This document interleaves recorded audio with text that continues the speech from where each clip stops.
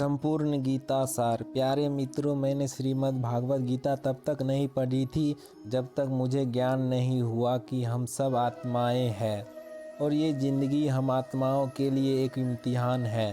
अपने अंदर से अपने सबसे अच्छे रूप को बाहर निकालने का और श्रीमद् भागवत गीता इस इम्तिहान को पास करने की एक अहम किताब है। भागवत गीता के 18 अध्याय है और यह संस्कृत में परमात्मा द्वारा दी गई थी। समय के साथ संस्कृत भाषा रोज़मर्रा की ज़िंदगी से निकल गई और यह ज्ञान मनुष्य से दूर हो गया। समय समय पर श्रीमद् भागवत गीता का साधारण अक्षरों में अनुवाद किया गया। इसी प्रयास को आगे बढ़ाते हुए मैं यहाँ श्रीमद् भागवत गीता संपूर्ण सार को एक आसान रूप में प्रस्तुत कर रहा हूँ। ये ज्ञान परमात्मा ने भगवान श्री कृष्ण के द्वारा सबसे बड़े धर्म युद्ध महाभारत की रणभूमि कुरुक्षेत्र में अर्जुन को कुछ 5000 साल पहले दिया। ये वो वक्त था जब धर्म का बार बार उल्लंघन हुआ, परमात्मा का डर मनुष्य से निकल गया। लालच की होड़ में भाई ने भाई को मारने की कोशिश की और यही नहीं, एक ब्याहता को भरी सभा में अपने बड़ों के सामने अपमानित किया गया। इससे पहले कि मनुष्य जाति धर्म युग से निकलकर पूर्ण रूप से कलयुग में जाति युद्ध की रणभूमि में युद्ध से कुछ पहले परमात्मा ने गीता भगवान कृष्ण के द्वारा मनुष्य जाति के कल्याण के लिए दी। संपूर्ण गीता अर्थ सहित गीता परमात्मा द्वारा दी गई किताब है, जो किसी एक धर्म के लिए नहीं बल्कि पूरी मनुष्य जाति के लिए है, पूरी इंसानियत के लिए है, सब आत्माओं के लिए है। क्योंकि ये आत्मा को परमात्मा के बारे में, उसकी सृष्टि के बारे में और सबसे अहम यह उन कायदों के बारे में समझाती है। इनका आत्मा को मनुष्य के रूप में हर हाल में पालन करना होगा, रक्षा करनी होगी और इन्हीं कायदों की बुनियाद पे एक आत्मा को शरीर त्याग करने के बाद परखा जाएगा और इस परीक्षा से पास होने पे हमेशा के लिए इस जन्म और मृत्यु से मुक्ति मिलेगी। परमात्मा भागवत गीता में कहते हैं कि मैं ही सब की शुरुआत हूँ, मैं ही शुरू से भी पहले था और सब खत्म होने के बाद भी रहूँगा। सब मुझ में है और मैं सब में हूँ। जो भी तुम छू सकते हो, देख सकते हो, चख सकते हो या सुन सकते हो, वो सब मैं हूँ। ये नदियाँ, पहाड़, सूरज, ग्रहण, चाँद, सितारे सब मैंने बनाए हैं। मैंने ही भगवान, शैतान, राक्षस और इंसान बनाया। मैं सर्वव्यापी हूँ, सब में रहता हूँ, सब में हूँ, मैं ही हूँ।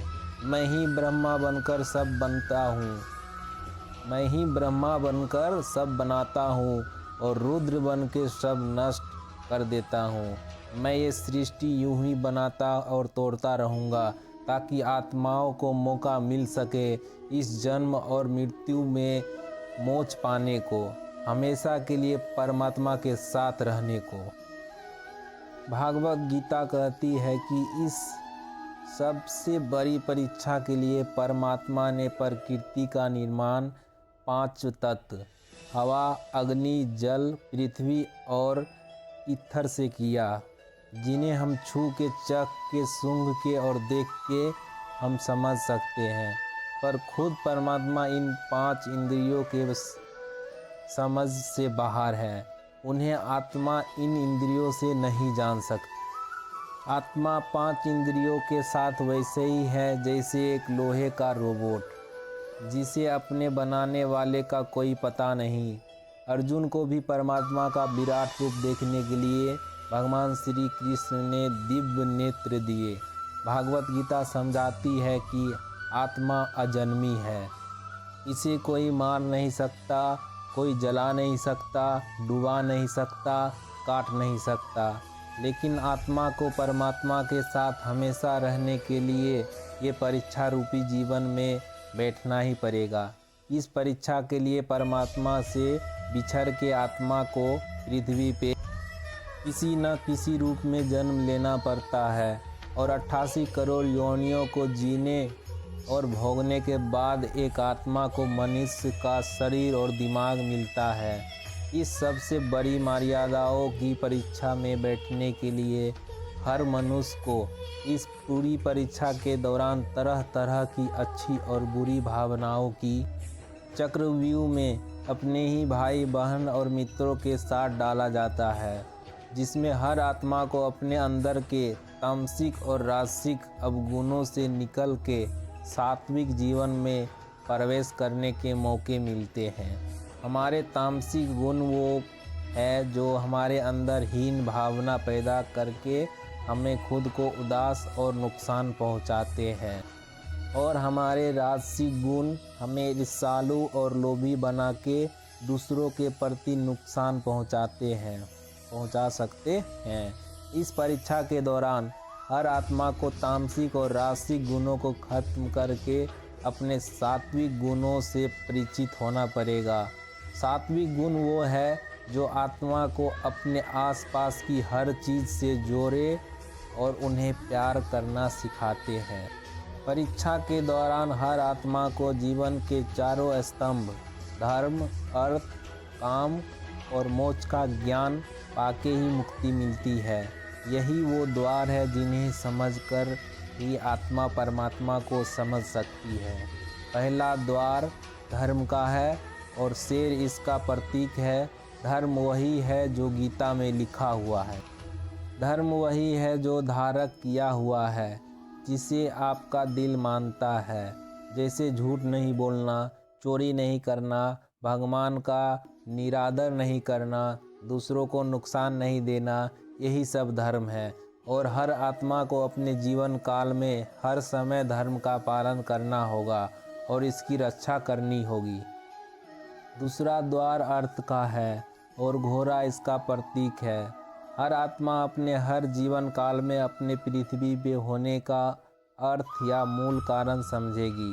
इस जिंदगी में भोगने वाली चीज़ें और रिश्तों का आनंद लेगी। अच्छा बेटा और अच्छी बेटी, अच्छा भाई या अच्छी बहन, अच्छा पति या अच्छी पत्नी बन के हर दुनिया वाली रिश्ते पर खरी उतरेगी और इस परीक्षा को पास करेगी। तीसरा द्वार काम का है।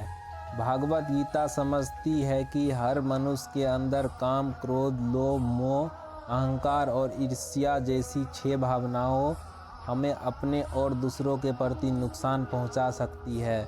इन भावनाओं को हर मनुष्य को हमेशा अपने नियंत्रण में रखना होगा, क्योंकि इनके बहाव में किया हुआ कोई भी काम हमारे जीवन भर की परेशानी का कारण बन सकता है और एक आत्मा संतोष और सादगी से इन भावनाओं पर हमेशा के लिए विजय पा सकती है। चौथा स्तंभ मोक्ष का है और हाथी इसका प्रतीक है। इस परीक्षा रूपी जीवन में हर मनुष्य हर समय कुछ इच्छाएं रखता है। कुछ इच्छाएं एक ही जन्म काल में पूरी हो जाती है, पर कुछ अधूरी रह जाती है। उन्होंने आपके साथ बुरा किया, उनको माफ़ करके और उन जिनसे आपको बुरा किया उनसे माफ़ी मांग के मुक्ति पाई जा सकती है। जब तक आत्माएं इन चारों दरवाजे धर्म, अर्थ, काम और मोक्ष को समझ नहीं लेती, तब तक इस आत्मा को बार बार मनुष्य के रूप में आना ही पड़ेगा। परीक्षा का समय खत्म होते ही आत्मा शरीर और अन्य सब वस्तुओं का त्याग कर देती है। जो भी संसार में रहकर बनाया वो अब किसी और होगा और आत्मा अपने कर्मों के फैसले के लिए चली जाती है। आत्मा के अच्छे बुरे कर्मों का हिसाब होता है। अपने अच्छे कर्मों के लिए आत्मा कुछ वक्त के लिए स्वर्ग और दुष्कर्मों के लिए नरक चली जाती है। नरक में आत्मा को अपने पापों के अनुकूल सजाएं मिलती है, पर सज़ा खत्म होने के बाद आत्मा को फिर से एक नया शरीर और नया दिमाग मिलता है। इस परीक्षा में फिर से बैठने के लिए और हर परीक्षा में वही सब फिर दोहराया जाएगा। जिंदगी के 4 स्तंभ धर्म, अर्थ, काम और मोक्ष को समझने के लिए हर जन्म में अपने कई जन्मों के कर्मों के हिसाब से हर आत्मा को कभी अच्छे तो कभी बुरे हालातों में जाना पड़ता है। लेकिन जब तक आत्मा परमात्मा के साथ योग को नहीं समझ लेती तब तक वो मुक्ति नहीं पा सकती। भागवत गीता समझाती है कि मनुष्य अपने शरीर, दिमाग या दिल से भगवान को पा सकता है। शरीर द्वारा किए गए कर्मों के माध्यम से परमात्मा को पाने को कर्म योग कहते हैं। ऐसे कर्म जो परमात्मा की इच्छा से हो और दूसरे के कल्याण के लिए हो। वाल्मीकि ने रामायण लिख के श्रवण ने अपने माता पिता की सेवा और उन्हें 4 धाम की यात्रा कराकर अपने कर्मों द्वारा परमात्मा को पाया।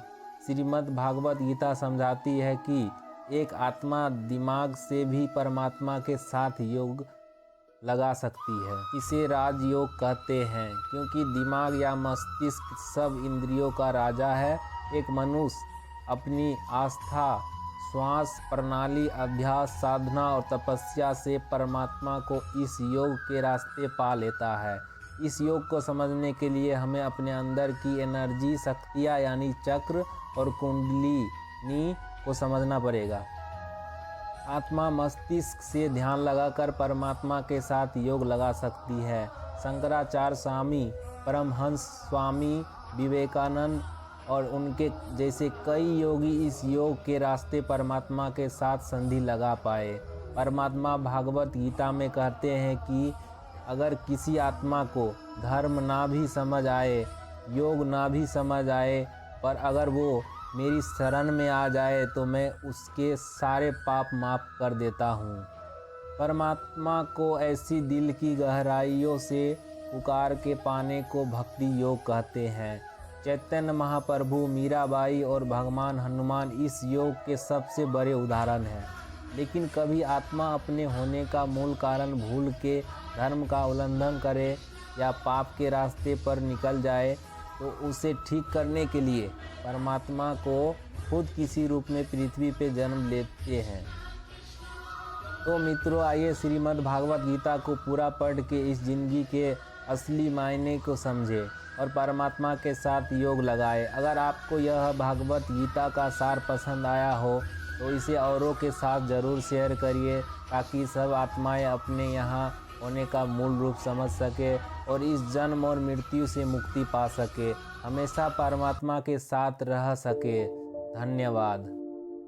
दोस्तों, अगर आप लोगों को वीडियो पसंद आए तो वीडियो को शेयर करिए और हमारे चैनल में अगर आप नए हैं तो चैनल को सब्सक्राइब कर लीजिएगा। इसी तरह का वीडियो आप लोगों को मिलते रहेगा। तो फिर मैं मिलता हूँ अगले नए कहानियों के साथ। तब तक के लिए जय हिंद, जय भारत, जय श्री कृष्ण।